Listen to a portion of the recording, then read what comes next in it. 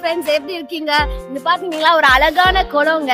இந்த குளத்துல அழகான ஒரு தாமரைப்பூ. இந்த தாமரைப்பூ பார்க்கும்போது கார்ல போன நாங்க மறுபடியும் ரிட்டர்ன் யூட்டர்ன் ஆகி நாங்க வந்து இதை பார்க்க வந்திருக்கோங்க.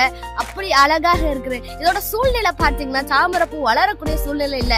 இந்த குளத்தை நம்ம கலரி விட்டோம் அப்படின்னா அழுக்கு தாங்க மேல வரும். அழுக்கான குளத்துல இந்த அழகான தாமரைப்பூ எப்படி வருதோ அது போல அதோட சூழ்நிலை அது பார்க்கலங்க. இன்றைக்கு நிறைய பேர் நீங்க இருக்கிற சூழ்நிலையை காரணம் காமிச்சு பாவத்துக்குள்ளாகிறீங்க. நான் என்னோட சூழ்நிலை இப்படி இருக்கு, நான் இருக்கிற இடம் இப்படி இருக்கு, என்னோட நண்பர்கள் எல்லாம் இப்படி இருக்கிறாங்கன்றதால நான் இப்படி இருக்கிறேன்னு சொல்றீங்க.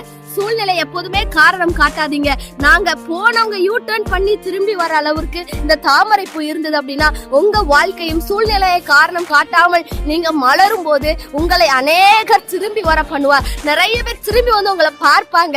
அப்படிப்பட்டவர்களாக மாறுங்க. சூழ்நிலையை எதிர்நோக்கி செல்லுங்க. ஆமென். God bless you.